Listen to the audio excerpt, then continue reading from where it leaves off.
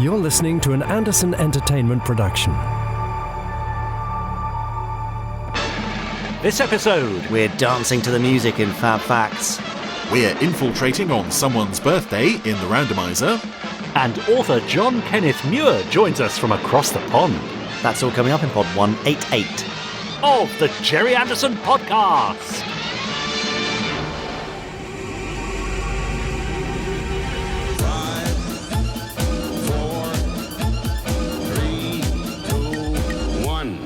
Let's get started.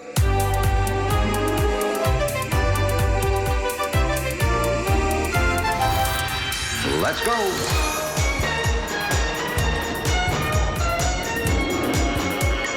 Spectrum is green. The Gerry Anderson Podcast with Jamie Anderson and Richard James.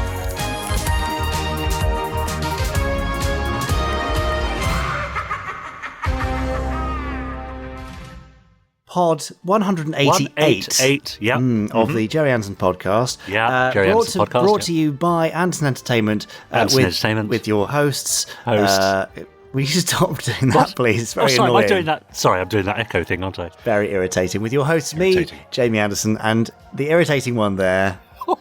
Richard James. I'm not that irritating, surely. I was just then. Yeah, you go up incrementally each week, and bearing in mind this is 188 podcasts in. Wow. Yeah. And over there, on my kitchen island, I don't know why he's doing this, with a ridiculous set of beakers and conical flasks. What is he playing at? What's that tube that he's got that thing passing through where it cools it down and condenses? Is it called a condenser? Anyway, is that what he's got? Yeah, I think so. Chris Dale is here with this ridiculous, elaborate laboratory setup. Who knows what he's doing? Interesting coloured liquids, things bubbling away, and he looks very, very serious. He's wearing safety goggles. White lab coat. Yeah, very smart. Now, when Chris is not doing strange experiments in my kitchen, he also hosts the Randomiser, which comes at the very end of this podcast, hence his name, the Randomeister. True. Richard James, do you want to tell me a little bit about what the Randomiser consists of for those who don't know yet? Yes, of course. If you haven't joined us before, the Randomiser is a section of the show where Chris chooses, or rather, his randomizer machine chooses a random episode from a Gerry Anderson series from across 60 years of television history. He sits down, watches it, gives us his comments, thoughts, humorous bon mots, with which you may or may not agree. The Randomiser coming up a little later on. Absolutely. I feel like Bon Mo might be Chris's drag name on the weekend, but... Could be. Yeah, it feels right. Anyway, aside from that, we'll also have, and we're going to deliver this now in alternating style, once we've finished this introduction and said them things, I will be bringing you Fab Facts from a giant book of Fab Facts, where I flick through the book of Fab Facts and give you a Fab Fact at random, and you're going to find it fab because it's a Fab Fact. Yeah, good. Following that, we'll be popping over to the news desk for the very latest in the Gerry Anderson universe in a little section that we call the Gerry Anderson News. And there's always news, isn't there? It's amazing. After that, there'll be some stuff from the wonderful Podsterons around all the Podsteron universe, but also an interview, courtesy this week, of producer Ben Page, who has been chatting to John Kenneth Muir, which is a name that will be familiar to many of you Space 1999 fans out there, but more on that later on. Yes, and finally, it'll be time to wrap it all up with the Randomiser. But as Jamie said, we'll be hearing from our Podsterons who've been emailing us at podcast@gerryanderson.com. They've been posting on our Facebook group and tweeting us, and quite a conversation going on over on YouTube. Maybe I'll look at those next week, but a few tweets today, I think, coming up a little later on. Oh, I look forward to those. Gosh, is that the first time we've ever given a rundown of what's in the podcast in that alternating fashion? Yes, I don't like it. Do you know, I thought I quite enjoyed it. Because I really had to concentrate. Oh, I'm terribly sorry about that. Yeah. Okay. Yeah, well, so, you know. I promise it'll never happen again, but in order for me to make that promise, you have to promise to enjoy Fab Facts. Oh, curses! Now, time for this week's Fab Facts. Well, you heard it here first, Podsterons. Richard James is now a huge fan of Fab Facts. I didn't quite say that, but... I'm pretty sure you did. Anyway, Fab Facts, he loves it so much because, well, each week I'm here to give you a Fab Fact from our giant tome of Fab Facts, which is full of facty gubbins from all around the Gerry Anderson universe. I just used your G word there, I hope you don't mind. I've got a book. I'll flick through it. Richard will shout Fab at a random point. I will stop on that page, and then I will read you the Fab Fact from the tome of Fab Facts. Richard, are you ready with your Fab? Yes. Your enthusiasm is infectious. Here we go. 3, 2, 1. God! Oop. How's that? I think that's pretty Did I do well? good. Okay. Yeah, Go on then. okay. Well, we all have a bit of music, don't we? Richard, let's start this Fab Fact off in the world of a non-Anderson show with which you are, I think, very familiar. Right, okay. Well, that narrows it down a bit, I suppose. If I were to say to you, All You Need Is Love, which television episode do you think of? All you need, like the Beatles, All You Need Is Love? Yeah. Which TV episode of... are we still talking sort of genre or sci-fi? We're TV? certainly talking ITC, I think. Well, you see, because it does crop up, I know, quite prominently in final episode of The Prisoner. You're absolutely right. Prisoner. Yeah? So it's okay. Prisoner. There you go. So that song, All You Need Is Love, pops up repeatedly and is quite prominent in that episode of The Prisoner. Now, because it was an ITC show and they had a lot of money to throw about, Crikey. Lou Grade paid for the rights for that bit of music in perpetuity. Oh. So, in other words, that episode could be shown until the end of time without ever having to pay the Beatles another penny for it. Yes. And Lou felt very strongly that people would still be watching these shows decades later. That's prophetic, wasn't it? Yeah. This is in contrast to how music licensing sometimes went for example, the BBC, who perhaps cleared the rights to play a song for a single broadcast of a particular show, but then had to cut the song for any future repeats or home media releases. Oh. There are, as you probably know, several Doctor Who stories, for instance, where a recognisable song has had to be replaced to get the story out on DVD. And some BBC sitcoms where certain episodes have had entire scenes removed because of a copyrighted song. Have you got a particular example in mind? No, I didn't know that. No, that's come as a surprise to me. Oh, okay, well there you go. It makes sense, but never heard of that before. We always learn things on Fab Facts. And that brings us to the end of this week's... there's no, more. We haven't even got to the actual Fab Facts yet. Oh, yeah, sorry. So, this same rule would have likely been in place for episodes of ITC-era Anderson shows that included recognisable pop songs, most notably UFO's use of the Beatles song Get Back in the episode Ordeal. Other recognisable pop tracks heard on Anderson shows include the Spencer Davis Group's Trampoline, also heard in Ordeal, the Equal song My Life Ain't Easy in the UFO episode Survival, Simon and Garfunkel's Scarborough Fair, heard in the classic. Protectors episode Quinn, and the CCS cover version of Led Zeppelin's Whole Lotta Love, heard in the Protectors episode 2000 Feet to Die. Nice. Yeah. Now, the latter example is kind of an odd one out here because that piece apparently did run into difficulties and was replaced on later repeats of the VHS release, where they replaced it with a generic disco track. Luckily, though, whatever problem it had was all sorted by the time the series was released on DVD and the track was reinstated. Oh. Now, to hear Lou Grade say in 1967 or 1970 or whenever it was that, of course, people are going to be watching UFO and The Prisoner in 50 or 60 years from now, no doubt about it. Well, that probably raised some eyebrows with his contemporaries because, Yes. Yeah, but it's a long time. But he was absolutely right. Yes. We are still watching them. Well, I'm not watching The Protectors, but lots of people are still watching them and still enjoying them. Chris Dale. Chris Dale is watching The Protectors occasionally, and enjoying some of them. And new generations are constantly discovering the shows too. So we wouldn't have been able to do that as easily if Lou hadn't essentially future-proofed them by throwing money at things like perpetual music rights or obviously agreeing to spend on shooting lots of them on expensive 35mm film and ensuring that we could enjoy them in HD later on, even though HD wasn't a thing. I know, amazing. Yeah. Future-proofing shows for later decades wouldn't have been as much of a priority for him as just selling them for broadcasters, for which securing the music rights would have been an important concern. But even so, he definitely had an eye on the future, which has had a huge impact on how we enjoy these shows today. So thank you, Lou. Good old Lou Grade. Incredible, absolutely. Yeah, nice. Yeah. And of course, as I'm sure you know, in Australia, Kerry Packer bought Thunderbirds in perpetuity from Lou, I think for $1 million. Oh, I didn't know that. Which at the time was, that's quite a big spend. Yeah, absolutely. And that's one of the reasons why Thunderbirds is perpetually enjoyed in Australia, because there are no repeat costs for it. Great, interesting. It's rather like those contractual conversations that you had with Benji Clifford about our opening music. Absolutely. I mean, was that ever resolved? I know he's getting quite a hefty amount every week. Oh, yes. Paid in Haribo, I believe. So, yes. Nice. Well, music rights and all sorts of rights are very, very tricky indeed. Yeah, I know. I very often, you may know that I've written several plays which are published and performed every now and then, and I'm very aware. We get sort of round-robin emails from our publisher, and he's always saying, please don't put songs in your scripts unless you've got clearance from the publishers. Yes. Because, that will prohibit them being shown. And I right in saying that if you include lyrics in a script, they have to be paid for too. But if you include the title of a song, you don't have to pay for it. Exactly. Yes, titles cannot be copyrighted. Isn't that amazing?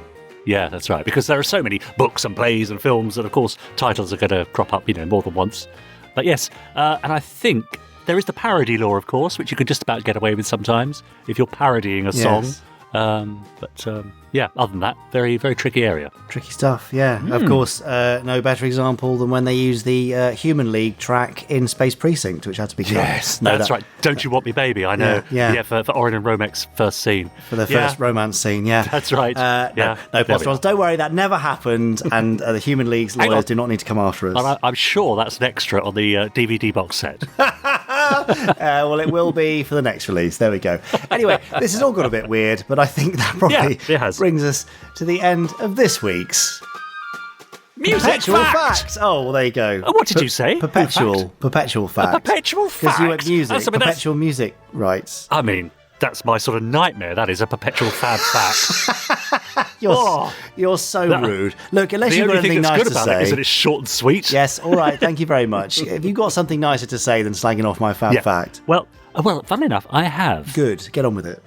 And it's this. Our lovely Podsterons have been in touch again. Of course they have. Yeah, they've been emailing us at podcast@gerryanderson.com. For example, Cameron and Gemma emailed us to say, Dear Richard and Jamie. Hello. I like that order. Fine. He says, my girlfriend, that'll be Gemma, is a huge fan of Captain Scarlet, and whilst discussing the show, she asked an interesting question. For the opening title sequence, additional dialogue was recorded by Charles Gray as Colonel White, instructing kids, Captain Scarlet is indestructible, you are not. Remember this, do not try to imitate him. Yes. I'm sure we're all familiar with that. Now, she asked whether this dialogue was recorded in response to complaints from annoyed parents whose children had hurt themselves playing as the indestructible hero. Were there worries from the television watchdogs insisting that they film this message, or was it forward-thinking from the team at Century 21, preempting concerns from parents? My dad was telling me that for the original black and white Superman series, they had to start putting warnings at the start of their episodes. This was because kids thought they could wear a cape and fly, resulting in serious injuries. Kids are very impressionable. All the best. And that's from Cameron and Gemma. So was that as a response to anything specific, do you know? So I don't actually know. That's a great question. Maybe the Randomeister will know. Maybe he'll answer that for us in the next week or two. Yeah. I think there are 4 different versions from the opening, which we've got somewhere around.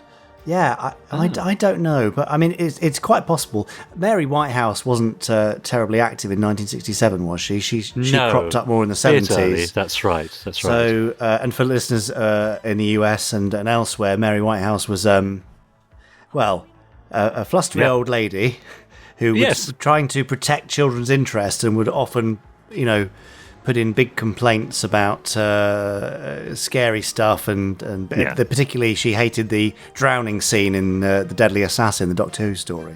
That's right. So, but I don't think she put any complaints in about Captain Scarlet. So I will try and find out for you, and hopefully the Randomeister will know. But if you know the answer, Podsterons, email us podcast@gerryanderson.com. We'd love to know what you reckon. Now, I always thought it was a bit of a double thing in that, yes, a serious warning to kind of protect them from litigation or so on, but also I always felt it was a bit tongue-in-cheek. I mean, a little bit kind of, I don't know, for the parents, it was a bit of a smile, a bit of a wry smile that they were suggesting don't try and do these things because, of course, the things that Captain Scarlet got up to in the series were ridiculous, really. Yeah. And, of course, you weren't going to try and do that. Yes, don't throw yourself off the Skyview car park. That's right, exactly. Yeah. Stephen Watson got in touch to say, Hi, Jamie, Richard and Chris, best wishes to you all for 2022. In a buying binge several months back, I purchased said film. Now, this, I think, is Journey to the Far thing. side of the sun. whatever. That's right. Exactly. But, says Stephen, I hadn't watched it. When Chris said it was going to be in the randomizer, I immediately skipped to the end of the podcast and decided to watch it before hearing the Randomeister give his take on it. It was fascinating to watch the film and then straight away listening to Chris's take. His knowledge of these things is mind-boggling. Actors, scripts, sets, plot choices and more. Oh, yes. I enjoyed the film, says Stephen, but parts really dragged and it could have been shortened by at least 15 minutes and not lost anything. Unlike the silences and waiting times in 2001: A Space Odyssey, there is little drama in the equivalents in Doppelganger. It's a curious film for many of the reasons Chris covers, and there's a feeling that it could have been rather more than it was. The effects are excellent and the music fits as expected, and fun to see so many shadow operatives at work in their previous day jobs. How can Chris not have seen 2001: A Space Odyssey? He needs to rectify that ASAP. Thanks as ever for seasonal fun and keeping it all together for our enjoyment. Looking forward to finding out what is up your collective sleeves in 2022. And that's from Stephen. Our collective arms, I suspect. Yeah, well, I suppose so, yeah.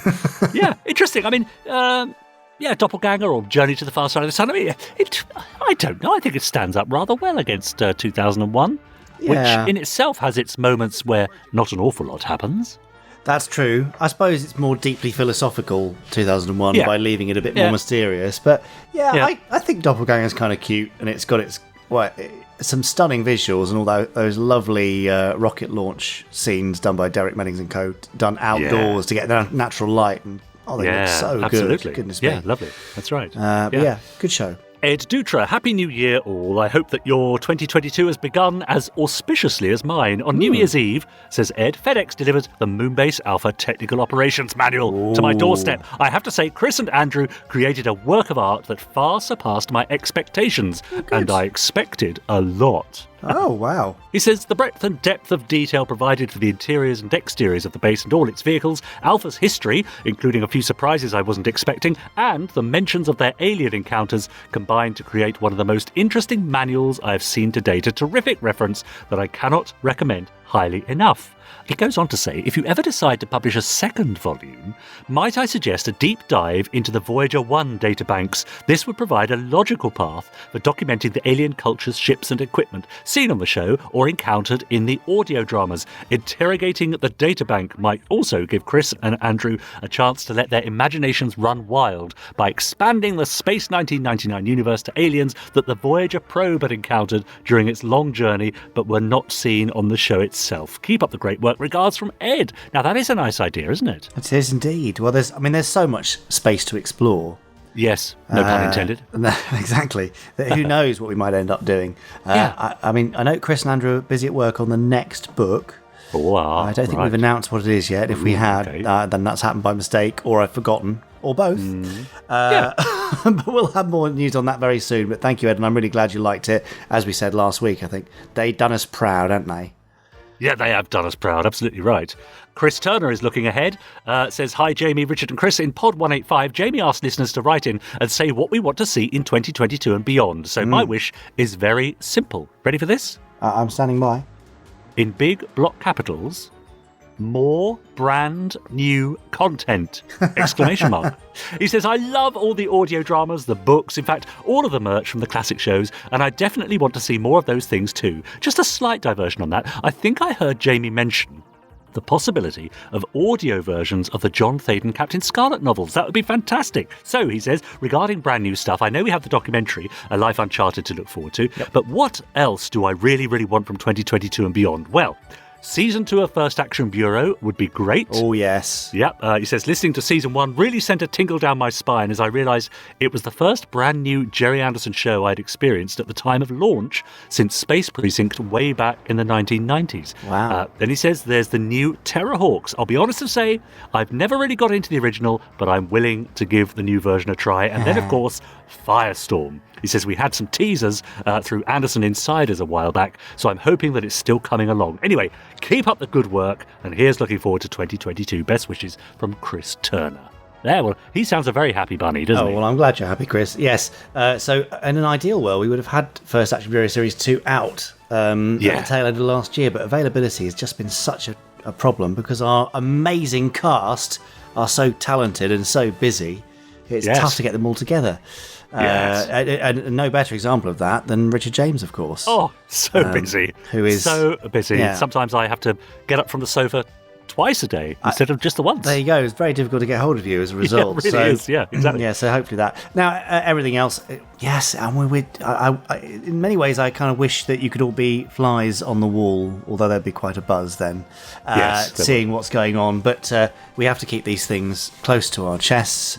But yes, lots of things going on. In fact, even minutes ago, 6 minutes ago, I have an email from a broadcaster about one of the things which we can't talk about. They just take so blooming long. I think I've said recently that your average time from getting an idea out there to having it on the screen is currently 6 to 10 years. Yeah, exactly. That's for something which goes through the traditional routes of linear or even streaming broadcasting, because it's just such a huge thing to bring together. So stand by. We are working our very hardest on all these things. Of course. And finally, for now, Paul Hyde says, Happy New Year.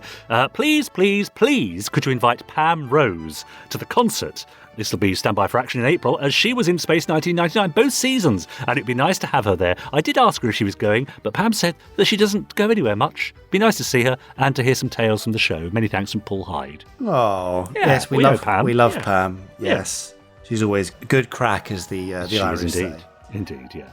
So that'd be nice. Anyway, do let us know if you're going to the concert. I know there's been a bit of a buzz about it on our Facebook group, people saying, when are you going up? Are you staying overnight? And obviously there are plans for a bit of a get-together, which will be wonderful. So let us know. Are you going? This is April the 16th in Birmingham, I believe. You're correct. Stand by for action.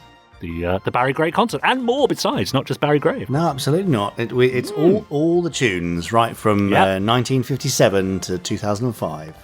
Wonderful. All inclusive, and some very special new arrangements and all sorts of great stuff coming along. So, yes, we hope you'll join us there. Now, would you like some of that Gerry Anderson news that we were talking about not too long ago? Some newsy news, in fact.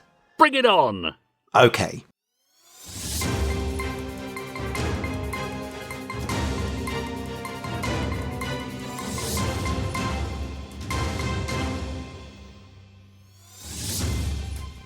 Yes. Wait. Newsy news. Carry on. Get in here quick. Gosh, that was excellent. Really kept me on my toes. Now, all right, fine. Yeah, Gerry Anderson news. Just have a quick question for you, Podsteron. Did you get something nice in the sale? Hey. We had a week-long January sale, and a lot of you raced along to get some goodies. As we said, all those T-shirts, I think there were 70-odd designs that we were giving a final countdown to. Well, they're all gone. That's it. Really? Yeah. Wow. Yeah, because we've got some great stuff coming through. We need to make some space. So all those designs are gone. More on that very soon. I hope you got what you wanted. Do let us know. Email us your swag pick to podcast@gerryanderson.com. Now, one of the things that we're making space for is the rather lovely MPC Comlock and Stun Gun model kit. Now, lots of you... lots of you grabbed 1612's lovely Comlock and Stun Gun kit, or set, I should say, rather. But a bit rich for some. It was quite a high price point. And they did fly out very, very quickly indeed. Now, this is your opportunity to make your own for a much lower price. Pre-order launched today, I believe. And they are, I think, $49.99 rather than the 150-odd quid that the pre-made ones are. So, good way to get it. They should be arriving here... I think mid-February, but there'll be a date on the page, and we're getting much better at taking into account all the logistics delays that seem to be around right now. So go along and grab those from the Gerry Anderson store. Now, by popular demand, lots of you have been asking for our lovely Gail Myers Co. Mugs. The control panel mugs, but they want them individually, which I totally understand. So by popular demand, they are now available as singles. So you can pop along and just search for Gail, Gail, and I'm sure you'll find them there, or control panel on the store, and you'll find the control panel mugs too. And as I mentioned, of course, we've been making space for our brand new stock, including T-shirts. Some new T-shirt designs are on their way. In fact, over the next 6 months, we have approximately 36 designs coming your that's way. Ridiculous, really. I know. I'm not expecting everybody wants all of them, but it's a nice spread of different designs. Someone will. If you do get all 36, then we'd love to see that. That sounds crazy, but great. So they'll be coming out every couple of weeks over the next 6 months. Now, April the 14th, we'll see the second ever Gerry Anderson Day. Oh, yeah. Now, around that time, you'll also be getting the documentary released on BritBox and elsewhere worldwide with broadcasters and streamers to be confirmed. Mm-hmm. We'll have the concert on the 16th and lots of activity around there. But what would you like us to do for this year's Gerry Anderson Day? What did you enjoy last year that you'd like to see again? What did we not do last year that you want to see? What did we do last year that you could take or leave? Yeah. We'd love to know what you'd like to see. Just email us podcast@gerryanderson.com, or you could tweet us hashtag Gerry Anderson Podcast or hashtag Gerry Anderson Day, and make sure to tag at least one of I'm Jamie Anderson, Richard N. James, or Chris Dalek, so there you we go. can see. That would be great. I'd love to get your feedback on that. Now, finally, the Thunderbird 2 kits from Bachmann. Goodness me, they sell fast. Very fast indeed. Now, every time we put them back in stock, they sell within half an hour. So what we've done is to try and reduce that load is that you can now pre-order them, from now. You just search Thunderbird 2 kit.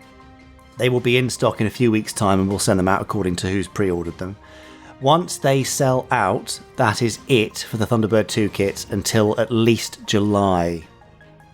Just so you know. So we believe July or August is the next time they will be back in stock after this final pre-order and backorder window. So if you want one, guaranteed in the next few weeks, then go along, pre-order it, and we'll get it to you as soon as possible. I think that's probably it. That's quite a lot of stuff, actually. You're too right. Exhausting. There's always so much stuff. But for now, I'm pretty sure that is the end of this week's Gerry Anderson News. That was the news. Exhausting news. Yes, I'm going to have a nap now. Would you mind taking over? I think that's fair enough. Of course, I'm going to head straight on over to our Facebook group. That's facebook.com/groups/Podsterons, but you know that by now. There have been lots of activity. The first quizzes of the year have taken place. People are already posting their Christmas merch that they found under the tree at Christmas and so on, and people are showing pictures of their art they'd like to share with the other Podsterons. It's all going on. Now, Penquiller, for example, is reading James May's Magnificent Machines and says, more Gerry Anderson references turning up in my reading, though not too unexpected as James May is a fan. She says even the chapter numbers use a familiar font. Do they have a look indeed? at that. Hannah has a question for any Terrorhawks fans, including Jamie and Chris. She says, I'm planning to give Terrorhawks a watch soon. Are there any episodes you would recommend, or should I just watch from the beginning? Well, I mean, do watch from the beginning to kind of get the setup, but bear in mind that the first 2 episodes are a bit slow. Right, yeah. I don't know. Chris Dale's the best man to ask there. Yeah, fair enough. But yeah, I mean, as long as you're willing to give it the time, then the first 2 or 3 episodes are a good place to start as any. Yeah, good. Alex Patrick says, if you think about it, even though the Mysterons rarely succeed, they still kill off a lot of people. Dr. Magnus from Operation Time and Professor Carney from Codename Europa must have been revered in their respective communities. Then there's the 300-plus defence personnel from Avalanche, which I reckon will make it a nightmare to find new people. Noose of Ice and Flight to Atlantica will see them with a partial victory. The list is endless, he says, which led me to think, who do you think is the deadliest foe in the Anderson universe? Torchy. Of course it is. Yeah, no question. Gary Hodgkinson says, I think the Space Precinct episode that Chris Dale was thinking of on the Randomiser a couple of weeks back, where Podley lets Haldane off, could be Deadline after Brogan and Haldane use the cruiser to avert disaster by pushing a pod off course so it misses Ivory Towers. The cruiser crashes into Mona's diner. Afterwards, in Podley's office, the cops are receiving an ear-bending from Podley for crashing into the diner, and Haldane mouths off about the residents of Ivory Towers being saved from pushing up diluvian daisies. And Podley quips, quite right too, and the scene moves on. He says it's a good episode which sees Mr. James getting to voice one of the 2 Creons he's playing. Well, I'll take your word for that, Gary, because I don't remember. I'm sure you're right. I don't remember a thing, mate. No. He's been watching the Rubber Soul sessions from the Beatles. And he says, as a huge fan of both the Beatles and all things Gerry Anderson, I was delighted to find those two worlds briefly collided. I mean, this goes back almost to the Fab Facts we had earlier. Yeah. He says, Paul McCartney and John Lennon riff on some Gerry Anderson tropes, and Paul comes up with a great spoof of Aquamarina's lyrics. Except it's rude and we couldn't play it in this. And also, it hasn't been cleared by Lou Grade in perpetuity, so sadly we can't have it. Fair enough. Steve Godric shared a link saying, for those interested, Dick Spanner has appeared on Amazon Video in the 4-episode format with the entire lot available for $4.99. That's not bad, is it? So heads up. Yeah, it's brilliant. That'll please Terry. That'll pay for his Christmas presents next year. Hi, lads, says James Pilson Wood. I hope you had a lovely Christmas and a Happy New Year. I'm loving the vinyls being produced. Here's really hoping for a Thunderbirds Are Go and Thunderbirds 6 movie soundtrack vinyl in the future. As for what I'd like to see in 2022, well, it's more pistols. And maybe just me, I love my Brains watch so much that I'd love to see a replica one produced that was worn by Captain Scarlet. All the best, team, from James. Okay, James. We'll see what we can do. There you go.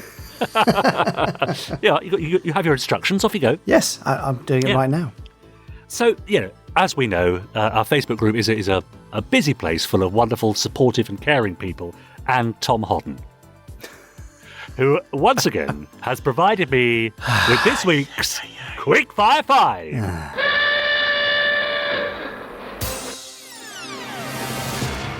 Okay, Jamie, now this time we have some more movie questions. Once again, your favourite characters have been busy at the movies, but you have time, or rather you won't have time to see them all, so choose wisely. Would you rather see Parker as Poirot or Father Unwin as Sherlock Holmes? Poirot. Yeah. Oh, okay. Oren and Romek in Lethal Weapon, or Captain Scarlet, Captain Blue and Colonel White in 3 Men and a Baby? Well, obviously I'm going to say Oren and Romek, aren't I? Yeah, of course you are. Commander Shaw in Rear Window, or Brains in Flight of the Phoenix? Brains? Would you rather see Mad Max but everybody is dressed as Mr. Bear, or Gremlins but the monsters are all Joe 90? Hang on. Would you get to stick Joe 90 in the microwave in that case? Yeah, Gremlins, please. Oh, okay. And finally, the Protectors in Carry On Camping, or the Alfarians in Clue? What? Yeah. Protectors, why not? Oh, right, there you go. That's another me. of Tom Hodden's Quick Fire 5s. Well, they certainly don't get any worse, do they? No. Thanks, Tom. Well, they get the brain ticking over, don't they? I think it's quite a... Well, I'm very much in need of that, yes. Well, quite, yeah. There we go. So do join in the fun on our Facebook group. They're a really lovely, friendly bunch, and I know that they've helped a lot of people over the last year or so just by being inclusive and nice. It's good, isn't it? Yeah, well, we love a bit of that. It's always a lovely place to be, isn't it? What lovely human beings. I know, they are. Speaking of lovely human beings, Ben Page is giving us both a week off interviews. In fact, he's giving us 3 weeks off interviews. How do you feel about that? Hey? Well, great, okay. Yeah, well, he's had an extensive chat with John Kenneth Muir. And you're going to be hearing that from this week and the next 2 weeks after that. Now, John is a name that you may be familiar with if you're a Space 1999 fan, or if you like to read non-fiction books about film and TV, because John has written over 30 books about subjects like Doctor Who, Blake Seven, horror and science fiction cinema, and, of course, Space 1999, which was the subject of his first book. He's also written 2 Space 1999 novels, 2 Space 1999 short stories, and created his own original web series, which ran for 3 seasons. Busy man. Yeah, exactly. So I think John will have some fascinating stuff to say about Space 1999 from a fan and professional perspective. So here's Ben chatting to John Kenneth Muir. This is Ben Page with the Gerry Anderson podcast, and I'm here with distinguished sci-fi fantasy author. John, your resume goes on and on. Oh, thank you. So why don't you introduce yourself and tell us a little bit about who you are. It's John Kenneth Muir. Well, yes, Ben, I'm so glad you're here with me. It's nice to see a friendly face in the world of pandemic. And I am John Kenneth Muir, and I am the author of several reference books about horror and science fiction television. My first book was Exploring Space 1999, which was originally published in 1997. I've written books like horror films of the 1970s, horror films of the 1980s, horror films of the 1990s. You may be sensing a trend there. I've written about Doctor Who, Blake Seven, the comedies of Christopher Guest, basically anything in the pop culture that has been of interest to me. I've created my own science fiction fantasy web series, The House Between, which is coming back as a series of audio adventures, so I'm very excited about that. Cool. But I always say Gerry Anderson, particularly Space 1999, is like my good luck charm. My first sale in nonfiction was about Space 1999. My first sale to a magazine was about Space 1999. And my first novel, the officially licensed novel The Forsaken, was a Space 1999 book. So I hope I've been good to Space 1999, but Space 1999 has certainly been good to me. It's really inspired my imagination. Yeah. So it seems like pop culture is pretty important to you. We're sitting here in your office, and I'm surrounded by a sea of unbelievable collectibles, just this amazing collection that you've amassed here. Talk about a little how pop culture became important to you and what your earliest memories are of things that kind of triggered you down this path. Absolutely. Pop culture has been one of the most important things in my life, I would say, since I was a really little kid. And it's hard to go back that far since I'm 52 and objectively analyze why that is the case. But somewhere in the early to mid 70s, I became aware of these incredible productions of great imagination. And I can't say I was thinking about their artistic merit. I was thinking at that point about how they immersed me. I wanted to watch these programs like Space 1999 and then go on the playground with my friends and create my own Space 1999 adventures. And Space 1999 in particular seemed very tantalizing and real to me. Because today we have a lot of different things. We've got Star Wars and Star Trek. We have all these different examples of science fiction. In the early 70s, when I sort of became conscious of these productions, Space 1999 was set in the near future. I thought this could be me in 30 years, right?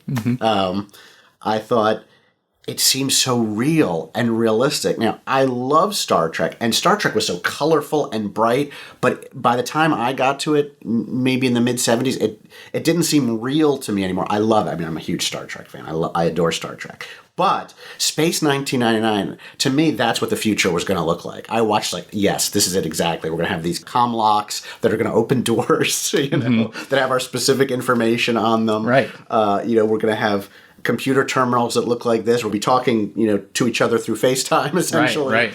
All those things just seemed absolutely plausible to me. But then I think the thing that really got me was the idea that we would have those adventures, we would go to space, we would do these things, but we weren't really going to be able to reckon with what we found there. Right. And a lot of people have described Space 1999 as Lovecraftian, and I think that's a great description. But the idea of getting to space and having all of our great technology from Earth, the comm locks, the eagles. I mean, who doesn't love the eagles? I want an eagle today. If I could fly any spaceship, I'd want to fly an eagle. But to think you have all of these things, we've sort of mastered our world, right? And then to go into space and to encounter things that are mind-blowing, that challenge our ideas of life, death, humanity, who we are, where we came from, where we're going. That just absolutely galvanized my imagination. And I know I've spoken before about Dragon's Domain, but that was the second or third episode, I feel like, that aired on WPIX in New York. And then I was in New Jersey as a child, so that was the second or third Space 1999 I watched. And just the idea of these heroic astronauts and their very, to me, real, believable spaceships to end up in, this spider's web of this thing that doesn't register on scanners. Is it real? How do we calculate that it's real? And it just, rips the skin off the astronauts and spits their steaming corpses out onto the deck of the ship. To me, that was a moment. That was a moment that stuck with me and has stuck with me ever since. That juxtaposition of our technology with something totally horrible that we couldn't predict, something monstrous. I just love that. Yeah. Now, for some people, that might have been a traumatic experience, but for you saw it as something that you could explore. Absolutely. So, I believe I was 6 or maybe about to turn 6 when I first saw Dragon's Domain.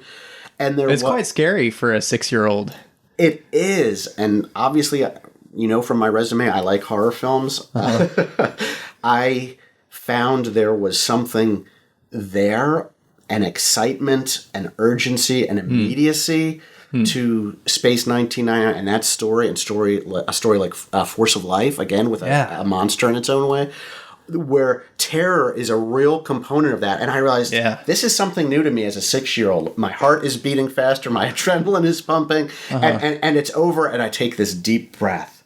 And it was like a whole new world had opened up to me. Yeah, it opens that world of self-reflection a little bit, where you can, when you face that fear in that context, it gives you a new way of exploring.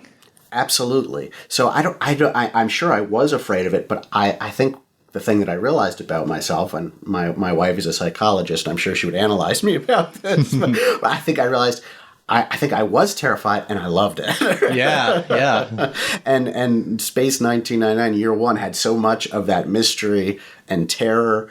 I remember vividly this episode montage for Missing Link, and all of the crazy things in that vision Koenig had, the sort of monsters and beings with the exposed brain and the electrodes reaching for him, in the chair, and he's like zoomed back, and he's alone in this vast room.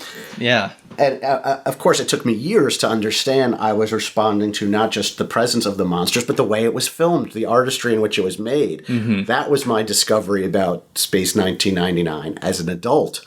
That the reason I felt this way that I liked was that so much care and craft had gone into making these programs. Well, they were treated like little films. Absolutely. They were shot on 35 millimeter, and they had, all the great crews of Britain were there. Brian Johnson, obviously, on special effects, and Charlie Crichton, the director. These were people steeped in film language and film grammar. Absolutely. So it was a very cinematic kind of thing to be on television.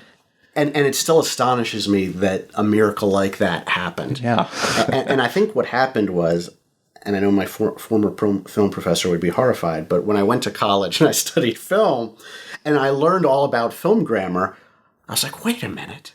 I can apply all of these things of film criticism to Space 1999. And look at this. Look how it holds up. Look how they used this. Look how they did this. Isn't that amazing? American TV doesn't do that. American TV in the 80s didn't do that. Yeah. It wasn't until the 90s and, the genre specifically, speaking of something like the X-Files, which again, beautiful camera work. Yeah. But, then it's like we sort of caught up with the kind of cinematography and the mise en scène that Space 1999 was doing in the 1970s. And for me, that was a revelation. But the revelation was people don't understand Space 1999 because the emotionality of it, the effect of it is carried so often, not through what people say, but through what you feel through the imagery. Right. And that it was sort of never understood on that basis in the 70s. It's like the imagery is telling you what to think and you feel it.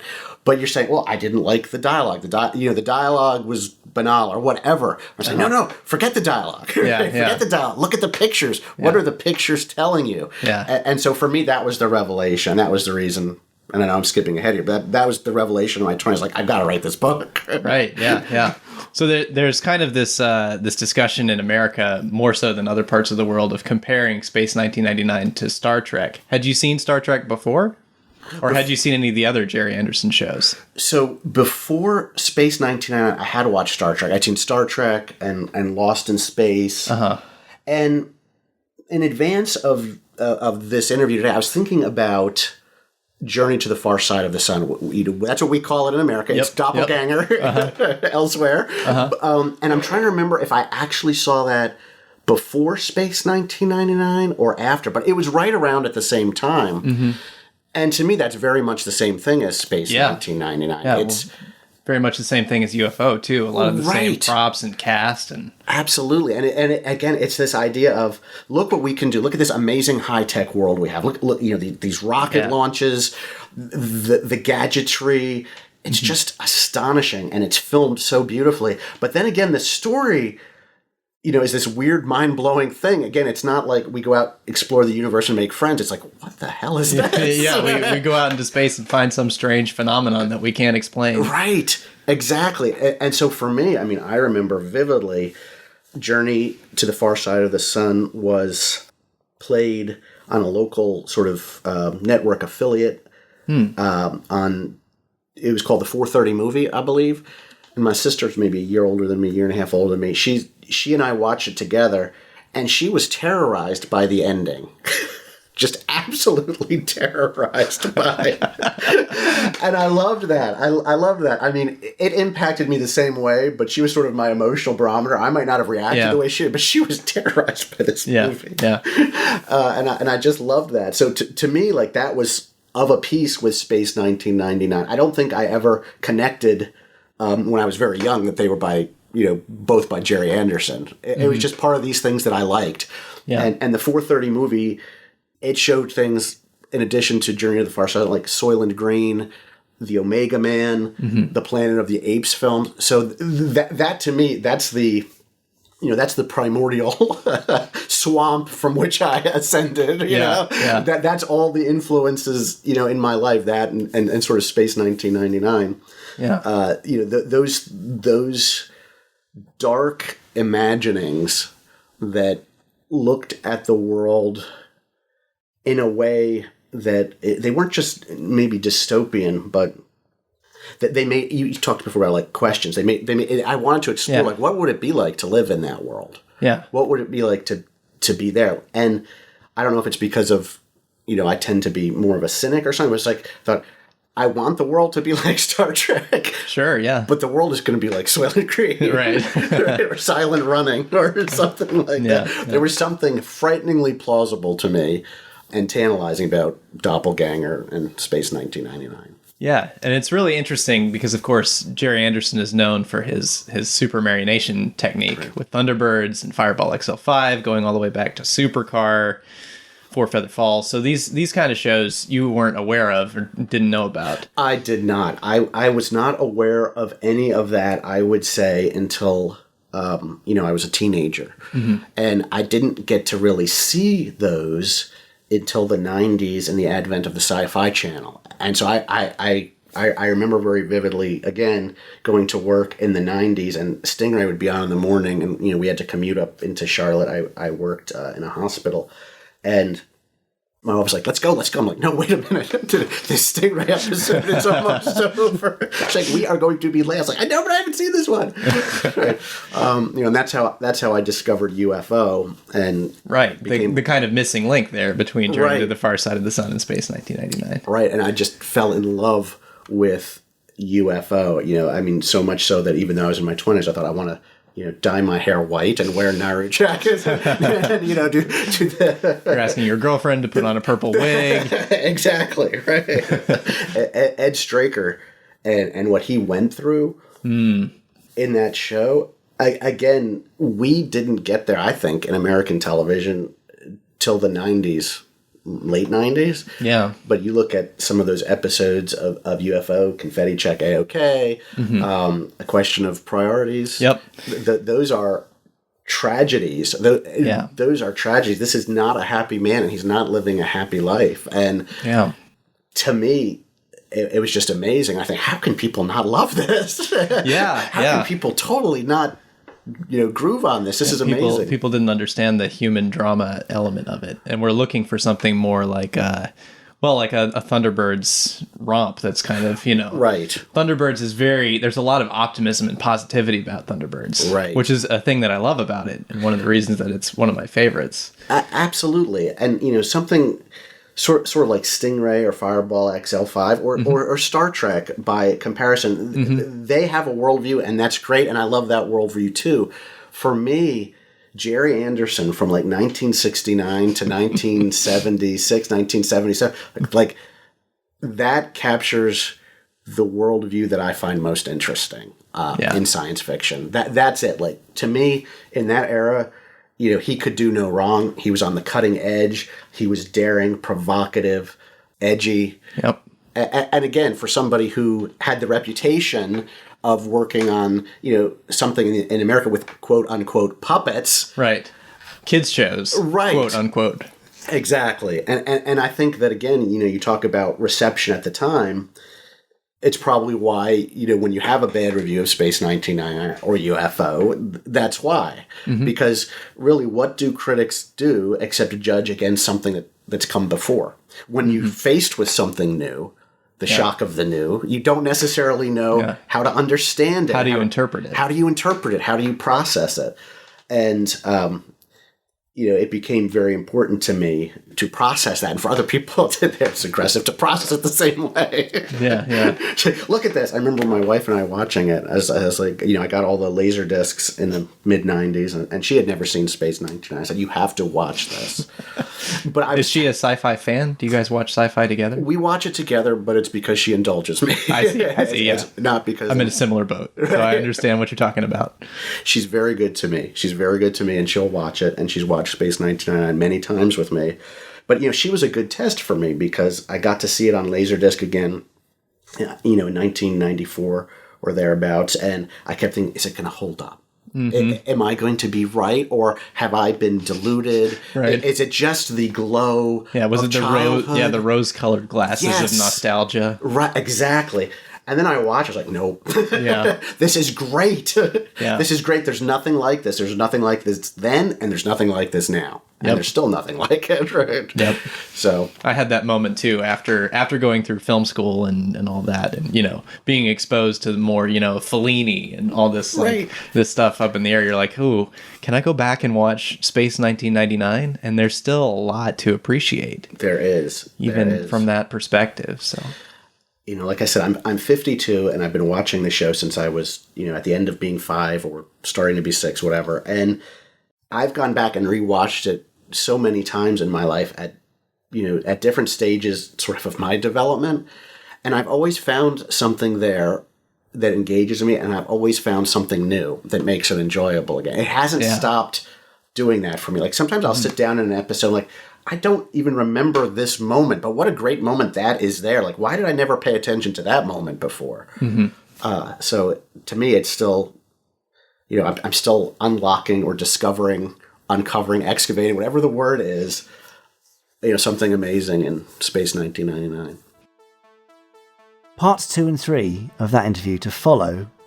Lovely. In Pod 189 and Pod 190. Thank you very much, John Kenneth Muir and Ben. Yeah. Well, an interesting chap. John's books can be found on Amazon. If you can check the show notes on this episode, you'll find a link to his blog, or you can just Google John Kenneth Muir, that's M-U-I-R, and find him on Twitter at JK Muir, J-K-M-U-I-R. M-U-I-R, yeah, got it. That was it, I'm done. Oh, that's it? Yeah. Oh, you're done? Yeah. It says here in the script that you're supposed to say crikey. It does, yes. All right, I should say that now. Crikey. You're right. What a perfect reaction. Oh, no, really. There's nothing. Now, I'm going to head on over to YouTube, actually. I said I was going to leave it to last week, but there's some lovely comments on a couple of the videos that have appeared recently of our recent podcasts and Fab Facts. For example, Ian Dealey says, Happy New Year to all Anderson fans everywhere. Really enjoyed this week's podcast. Nice to have Terry Adlam back again as a special extra host. And great to have Space Precinct back on the Randomiser. Quite right too, Ian. Peacemaker Dan says, Hi, Jamie and Richard. Happy New Year. I got my Thunderbirds calendar in time for Christmas and it's really great. I was wondering, says Dan, if you would consider maybe next year doing a calendar of Space 1999 or Captain Scarlet original series. I'd buy one for sure. All the best, and FAB, Spectrum is green. Well, now, we've experimented with other brands, other shows, calendars in previous years, and they've done all right, not amazingly. Okay. Yeah. We did a Space 1999 one a couple of years ago, which I thought was rather lovely, but don't know why fans didn't like it. So if you saw that a couple of years ago and you didn't get it, then why? Yeah. We'd love to know more. But if you do have a particular hankering for a particular calendar, then please do email podcast@gerryanderson.com with the subject line calendar hankering. And in there, just give us your thoughts about what show you want and why. I really like the format that we've got for the Thunderbirds one, though, of the little stories and the little inset images from the show and Chris's brilliant CG artwork. I think it's really lovely. If you like the format, let us know too. Now, also, I'm going to say something here. That, come on then. Well, a Thunderbirds calendar will pick up people who just have a passing interest, won't it? People for whom Gerry Anderson is Thunderbirds. So I suppose you're going to hit a bigger market for that than you would perhaps a Space 1999 or, Captain Scarlet even. Well, you say that, but... Yeah. I don't know what I'm talking about, obviously. I'm just saying some words. Yeah, exactly. Now, here's my favourite comment ever on any of our podcasts on our YouTube channel. Noah Banks. Don't know Noah. No, he just said, quite simply, this is one podcast I didn't see coming. Oh. There you go. That's it. So, there we are. Nice surprise. Fab Facts. Now, this is the musical cameo from Barry Gray. Yes. In Captain Scarlet. So, Sho Kiryu posted, I always preferred the electronic Sonovox version of the outro from the first 14 episodes than the second version by the Spectrum. Don't get me wrong, I still love that too. But just something about the first version, and with the voice, it's much more fitting to the show, I feel. I never knew that Barry himself did it, though. Amazing fact. Yeah. Greg Folland says, this is not entirely surprising. Barry Gray began his musical career as a treble chorister at Blackburn Cathedral, and he always said that he enjoyed writing for voices. Fair enough. Michael posted, guys, this is really important. Guys, he says, I've had some marketing ideas. Sell copies of Captain Scarlet's application for employment with Spectrum. I bet he has an interesting CV before joining, or personally owned vehicles parking permits for headquarters, the fancy keys to get access to the Little Captain's executive washroom, all kinds of fun products to sell. Be well and have fun. And that's from Mike in Virginia Beach. They're quite nice. I like those. Thanks, Mike. They're certainly niche. That's for sure. Yeah, they are niche. That's true, yeah. Now, actually, I did say that previous comment was my favourite that had ever been left under one of our podcasts on YouTube. Did you lie? But it's already been bumped off the top spot by Heritage Ancaster, which is a name to conjure with, who simply says, this podcast is the most intelligent thing on YouTube today. I mean, wow. There you go. That's it. That's the slogan. Quite something. Yeah, we're putting that on the posters. That's the quote. Although I did notice that they say today. So that might have changed by now. Well, or it's just an evergreen compliment saying every day. I don't know. Well, I like that. Yeah, fair enough. Let's pretend that. So yes, do pop over to our YouTube channel, leave comments there. You can tweet us as ever on Twitter. Me, Richard N. James, him over there, I'm Gerry Anderson, and him. Oh, he's taken us. He's put his safety goggles on. I think we're about to witness quite an experiment there. That's Chris Dalek. And let us know what you think about the podcast, what your thoughts are about any Gerry Anderson series, and I'll read them out next time. What?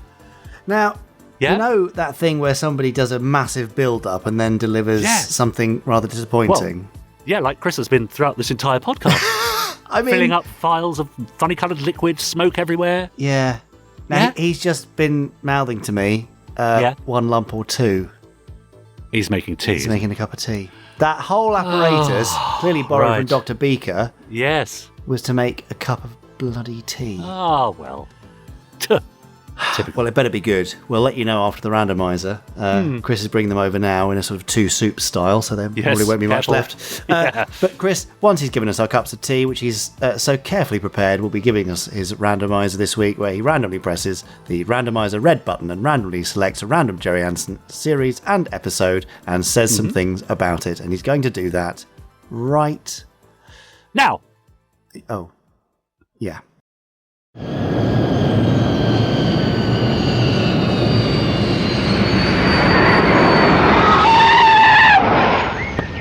Madman! Good morning. What are you playing at? There could have been a serious accident. That heap of iron shouldn't be allowed on the road. Well, yes, I suppose landing my eagle actually on the road is a bit dangerous. Still, you managed to stop your car in time, so no harm done, eh? Oh dear. What were you trying to do? I could have been killed. Oh, simply trying to get your attention, Mr. Fearless Foley, sir. Wondering if you might press the button on the randomizer for us today. Well, I think that... Excellent, splendid, thank you. Well, finger on this button, please. All right. All right. Thank you. Oh, my name's Chris, by the way, also known as the Randomeister in some quarters. These ridiculous nicknames they give people. And this is Marina. She can't speak. They're obviously both unbalanced. Well, yes, it has been suggested. That's not the point. Right, let's see what we have today. Well, today's episode is from Terrorhawks. Really? Yes, and it's Happy Maid Day. I don't understand. Oh, you will, my lovely boy. So, here we are, back with Terrorhawks. It doesn't feel like it was too long since we were last here, but this is a quite notable episode of the show. I believe it's the first in production order to actually end with a Stein pun / joke for the name of the writer. I am powerless. And this is a nice intro. Even to mend your evil ways, Zelda. Where it looks like Zelda's been defeated and no alternative. Tiger is being shot in very, very interesting dark No more chances, Zelda. shadows here, wearing a strange cloak. Forever. Please. The game is over, Zelda. No. But some indication that he's not quite So are you. who he appears to be is, Moid. Bravo. well, the fact that he's named Moid. Wonderful. Which just goes to show that even, we're now entering the 4th year of the podcast, I think? I don't know, I've lost track. And this is our first Moid episode on the Randomiser, I believe. Do it, Moid. I have always had a small talent for mimicry. So even though this is, I'm currently projecting that the Randomiser will run for about 10 years, even at the nearly halfway mark, we are still encountering new characters. That stupid way. Yes, you do, you gurgling idiot. And although this is, I think, 8th in production order, it was aired His quite early on in the run. I think it was aired like 4th. years of dedication have made him Moid, master of infinite disguise. Right, so we know we have You are too kind to your humble servant. some kind of alien disguise artist here, Our plan is laid. currently disguised as Tiger, Theory it's going to work. which is a very clever way to set up the character. We know we have a disguise artist here. We know he's obviously being connected with the Martians. We know he's in some way alien. But we're not going to get the reveal of what he looks like until much later, which is a pretty good idea, really. If you want to see me beat you again, I want to see you try. Ooh. Hero is ready for liftoff in Treehawk. Yes, Hawkeye is... Oh, have a good fright. thank you for that. Yes, Hawkeye is playing Tiger's game and doing quite well. Maybe you're losing your touch. He's creeping up on that 750 high score. Maybe you're not. Treehawk, you have a 1050. 10-10. Yes, it's interesting with this show, and a few other shows as well in the Anderson universe, in fact, that for some vehicles we know exactly how they get into them. With Treehawk is one of those where you've got no idea. How does anybody get into that thing? Never shown. But we should be getting our first sight of Bell's comet. Uh-huh. Oh, that's that comet named after that art director guy. Is it Bob Bell? That's a nice nod to another long-time Anderson collaborator. You missed that one, hotshot. Man. Present company accepted, Sergeant Major. Thank you, Mom. Space? Yes, this is quite a strong episode for so early in Terrorhawks' run. Coming into range now. The comet will be visible in the eastern sky for 1.5 minutes. This is probably the first episode where I can honestly, genuinely put my hand on my heart and say I think they've got all the characters nailed by this point. Confirmed. It is a double echo. Tiger, we may have a problem. I'm calling at 10:30. I'll be right there. 746, 749. Oh. Pleasure before business, Hawkeye. Don't you mean... No. The way you were scoring, turning that thing off was a real pleasure.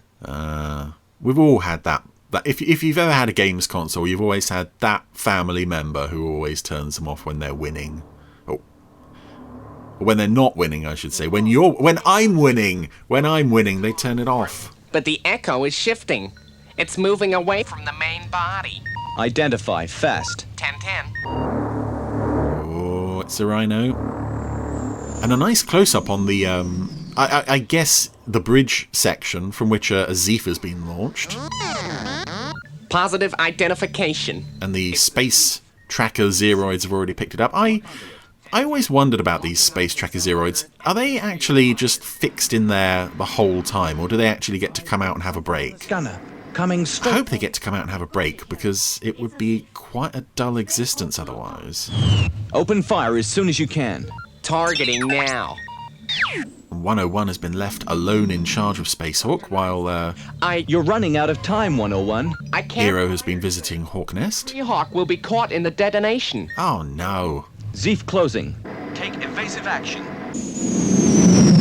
Yes, Treehawk not really built for space combat as such, so he's returning to Earth, heading into the upper atmosphere, but ooh. I've been hit. He's been hit. Main thrusters 10-0. Oh, and here we go. This lovely music from Close Call. I adore this piece of music. Just about Dr. Einstein. The Zeef's still on your tail. Oh, this is exciting. Poor old Hero's having a bit of trouble. Can't level out. You must activate auxiliary motors. Activating motors. Ooh. And some movement on the model there that I suspect might have been stop motion, and you do see occasional bits of stop motion in this series as the wings opened there to fire the retros. Status on Treehawk. You're going to have to fly her manually. 10-10. Switching to manual. So everything seems to be under control now, except 20,000 feet. For space sake, level out. He's not leveling out. A nice close-up there on Tiger's mouth, and then we cut to a close-up on Hero's mouth, and then zoom out again. An odd shot, but quite effective. Done it! Yay! Hawkwing. Oh, but oh. Out of fuel. Oh no. I'm approaching an ice field. I'll ditch there. 10-10. Hawkwing's on its way. Why we didn't launch Hawkwing earlier, I don't know, but my goodness, this is a cool crash landing. Ah. Lovely stuff. He's down. And again, this ice field, although it ties in with what I've said before about this show doing a lot of things, setting a lot of events away from major population centres. You know, you never see a populated city as such in this show. This ice field makes such a change from the usual deserty, jungly bits. And Hero has hauled himself out of Treehawk, made his way into a cave, which is very pretty and sparkly. Got his gun at the ready, just in case anyone from the Zeef tries to follow him. Oh, who's this? Who's there? Wow. Who is it? It's the same figure we saw on Mars earlier, disguised as... Dr. Einstein? Yes, it's me. Doctor, am I glad to see you? I'm pleased to have found you. There was a fire hazard in Treehawk. Fuel spillage.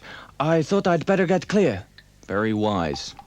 Doctor, are you feeling all right? What I like about the... But you look in bad shape. The way the tiger puppet looks here, and I suspect it is just the regular tiger puppet, except that when Moid is playing Tiger and when he's playing Hero... Your sleeve. In both cases, the puppets have... The doctor? Well, it looks a bit like mascara. There's something going on around the eyes to suggest this isn't the real person. And it's a very subtle effect. Serenity. Don't you think? But it's quite effective. It makes the characters look quite sinister and adds to the illusion that there's something underneath their faces. Oh, there we go. Tiger has given Hero a shot. Of course, it's not Tiger, it's Moid, doing his Zelda impression. And poor old Hero being so trusting, he didn't really question where Tiger came from or how. And he's unconscious. I do like the Terrorhawk's winter gear. Hawkeye's looks very practical, but of course Kate, as with everything she wears, her wig has to match the... Hero? The colour of her uniform. Let's get him to Hawkwing. So she has a white fur coat and she has to wear a white wig with it. Even though normally she would launch with her pink wig, with her pink Terrorhawks uniform, evidently she changed wigs before she got out of Hawkwing. Attack! The final attack? Yes. In episode 4? In our fleet. An attack! What shall I wear? A new dress? A dress? You need an attire suitable for battle. Of course! A battle dress! I like it when in this show the Martians make a bit of a show of going into battle. In Christmas Miracle, they dress up quite a bit too. You grinning about? And here comes another subplot. It's my birthday, sir. Zero's birthday. What? Birthday, sir.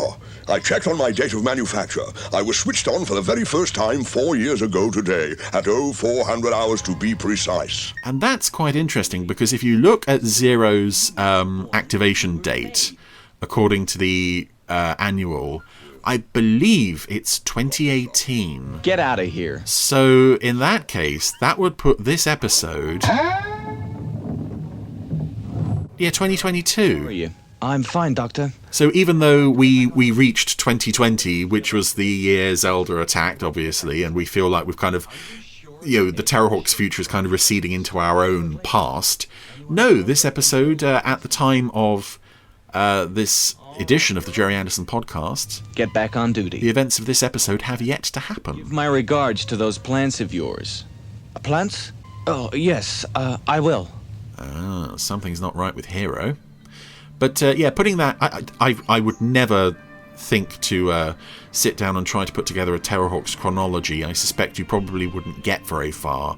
But that was a rare instance of a date. Welcome back, Lieutenant. Being given in a story there. You will assume control of all operations on the ship. Yes, Lieutenant. It would also put a lot of you will obey no other instructions. Moid's episodes quite late in the Terrorhawks' experiences of battling with Zelda. Obey only your voice? Exactly. Sir, you said it. Said what? Exactly. Exactly. I'm going on a tour of inspection. The whole ship. And get those plants out of here. They're dust traps. Oh no. Dust traps? So? Something's wrong. Something's terribly wrong. Yeah, why would Moid be worried about dust traps, for starters? But yes, Moid has now replaced Hero on Spacehawk. We don't know where the real Hero is. And he's given orders to 101 to basically just do as he's told or else. Am I to conclude this is a day for celebration, Sergeant Major? Yes, Mom. The 4th anniversary of my day of manufacture. Yay. Well, congratulations. Happy Maid Day. Ooh, thank you, Mom. I do like as well that something that's clearly so important to Zero, and Tiger couldn't care less, but Mary is genuinely happy for him. I do like that. Not just the relationship between Tiger and Zero and Mary, but also the way the three of them kind of counterbalance each other when it comes to Zero. Is this suitable? Tiger resents and despises him. Mary is like, yes, you're a real person. Good for you. Don't tell you. And Sistar has dressed for the occasion. She's gone a bit over the top, though. Let battle be joined. Oh, yeah. She's wearing a metal, a battle chest dress thing, and a metal helmet with red, white, and blue feathers sticking out of the top. And this is one of those rare occasions where they launch the whole fleet to go and attack Earth. They seem to reserve these attacks for when Spacehawk is going to be defenseless. What? And I love the way they could open one of the shutters, the eyelids on the Zeroid faces. And what about the Lieutenant? It makes them so much more expressive, as well as the eyes wiggling backwards and forwards.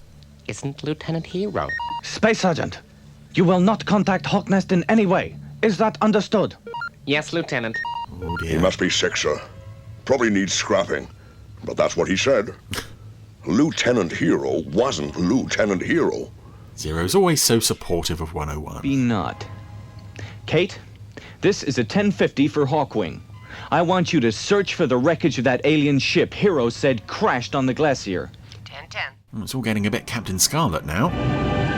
Someone's been replaced. Can we find evidence of wreckage? Specifically of the Zeef that Moid Hero said was I destroyed. have a contact. It looks like the whole of Zelda's fleet. Thank you, 101. But, sir, we should lock onto the target. Don't tell me what to do. Whoa. I was wondering earlier, when Hero was in the ice cave, he was holding his gun, and I noticed on one of the fingers of his left hand, kind of replica, there was some kind of ring, and I thought it was the bottom of the gun, but it's on the Moid Hero there as well. Direct order. Open fire. You obey only my command. I wonder what that's about. Obey orders, master and slave. Here we go. Humans must be obeyed. He shorted out, sir. I was never a big fan of this with the Zeroids. Talk is neutral. Where they try to recreate the Pine and his snivelling pack are at our mercy. the Robot the Robot blowing his top thing from XL5. Thankfully, it didn't last long into the series. Yeah, that was Zero's catchphrase in early episodes. The whole thing is totally beyond my comprehension. The Space Zeroids are programmed to fire on command of Space Sergeant 101. But with 101 out of commission, we're in deep trouble. So she called them Space Zeroids, which means they're potentially different from regular Zeroids. That would be a very sad existence. Zero, calling 101, and all you lovely Space Zeroids. Yeah, Space Zeroids again. Lads. And today... This is a lovely speech from Windsor Davies, though. Get on with it, Zero. Now, I've never lied to you, lads. In fact, I'm programmed not to lie. As we all know, there are ways round that particular circuit. Oh, again, the eye animation there does so much for the character. I would never deceive any one of you. Zelda is launching a massive attack. Oh. I want you to open fire! Good eye acting from Hero there as well, or from Moid, I should say. The honor of the regiment is... As 101 was listening to Zero's words, Moid just kind of gave him a sideways glance. Sound the bugle. Let the tunes of glory ring in your ears! I'm with you. What an asset Windsor was to this show. Stay right where you are. This is Space Sergeant 101. Open fire! 101's resolved his mental problems. He's pulled a gun on Hero. Or Moid, I should say. And opened fire on the fleet. We would be safe. And I still never really got with this. And I think there's a couple of episodes later. Time Warp would be one where they've deployed the whole fleet. On the basis of Spacehawk being defenseless. But with a fleet of 8 of Zelda's ships Sergeant Major, versus Spacehawk, it still seems to me like it would be at least an even fight, if not an easy victory for Zelda. Deserve it. Not you, Zero. I'm talking about 101. He really saved the situation. 101? You...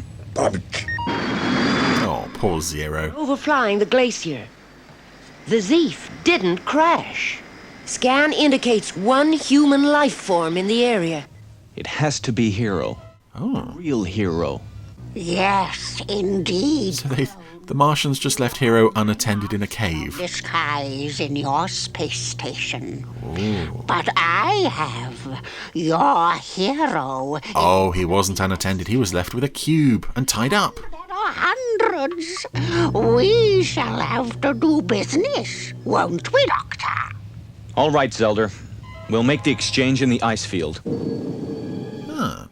So, Zelda's mothership is out in the ice field. There she is with Hero and the cube. Despicable Neinstein has failed to keep the appointed hour. No, there he is. Zelda. Destroyed the cube. Told you to keep out of sight. I did not observe your arrival. You weren't meant to.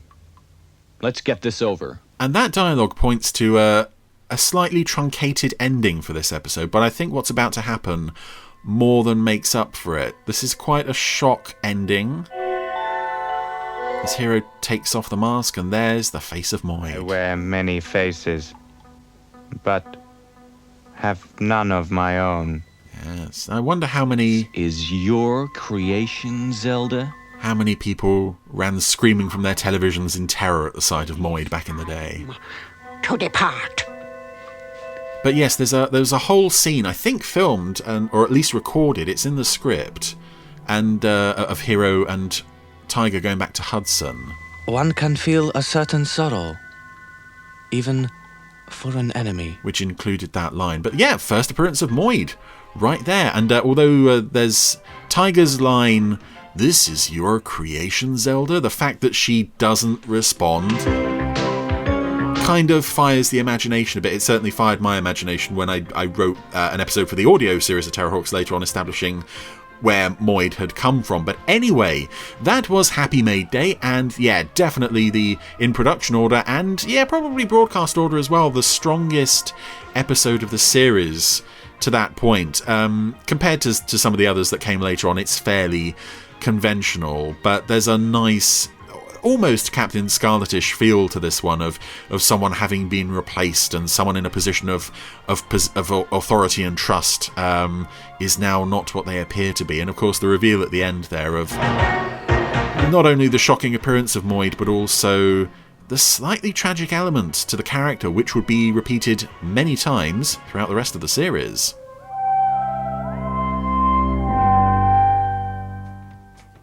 Well, there. who doesn't You're a remember the happy bunny. Terrorhawks? Yes, Yeah. yes. Yeah. I think Happy Maid Day was one of my favourites when I was growing up as well. Oh, really? Because it's quite Zero-focused. Yeah.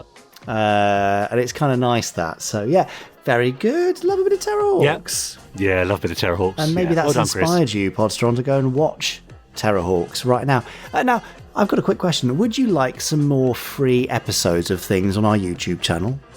What? Would you? What? I mean, we Of quite course. like giving you free things, so we could give you some more free new Captain Scarlet, some more Space Precinct, some more Terrorhawks. Any of those tickle your fancy?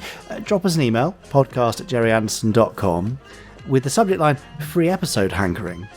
And we would love to know what lovely free episodes would make you feel all lovely inside.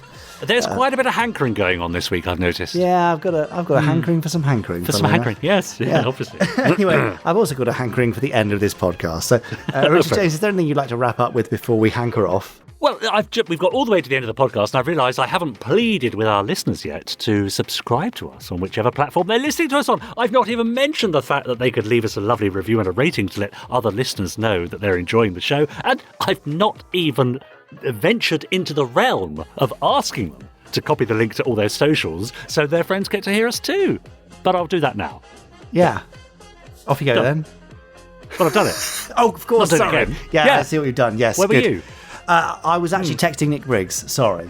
Fair enough. Okay. Yes, it was very important. I was giving him some technical advice on something. Right. Anyway, look, that's the end of Pod 188, or 188, as we've also called it, of the Gerry Anderson podcast. Mm-hmm. Oh, yeah, it is. Have you taken a screenshot of something? Yeah, I have, yeah. Interesting. I hope it's not rude. Is that all right? Yeah, it's fine. No. You carry on. So we'll be back next week with Pod 189, or 190 minus 1. What are you doing? Oh, no, sorry, do carry on. I am listening. Are you doing selfies? No, carry on. Okay, fine. And Richard and I and Chris will be back next week. Yeah. In your ears with more Gerry Anderson goodness. Okay? Goodbye. Bye.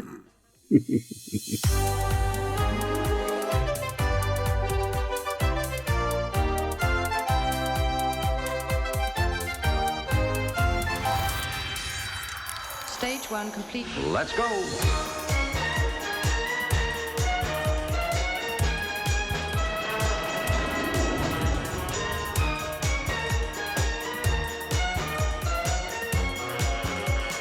Spectrum is green.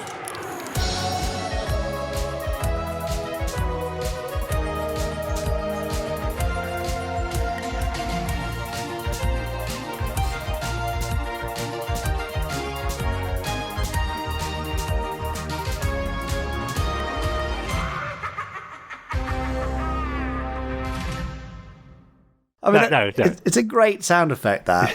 It is, isn't it? I thought I had my phone on silent. Sorry about that. But I'll tell you what it was. What was it? Tom Holden, as you know, yes, very kindly forwards me some quickfire fives every week. And in fact, he sent me a whole tranche a couple of weeks ago, which we're now making our way through. Right. And I just realised I'm going to do a bit of prep for next week. So I was just taking some little screenshots of the ones that he'd sent for me to write down in the script for next week. Nice. And I thought I'd do it now when I was thinking about it. Okay, of course. I mean, you'd done all the interesting stuff. We'd had the news and the randomizer and FAB Facts. So I just thought, well, I'll just make use of the time. Well, that's very good. I'm glad you made some use of it. Yeah. Now, you've got that sound effect. Yes. I've got a sound effect for you. Are you ready? What? Oh, it's not. No. Oh, it's this. That's a relief.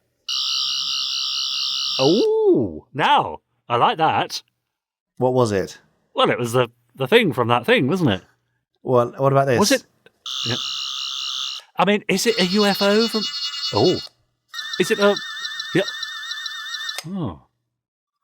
Okay, go on. It's John Pertwee's sonic screwdriver sounds. Of course it is. Yes, of course it is. I thought it was the UFO sound from UFO. I thought it was... No, that's got more of a... Yes. Yeah, that's it. I mean, better than that, obviously, but...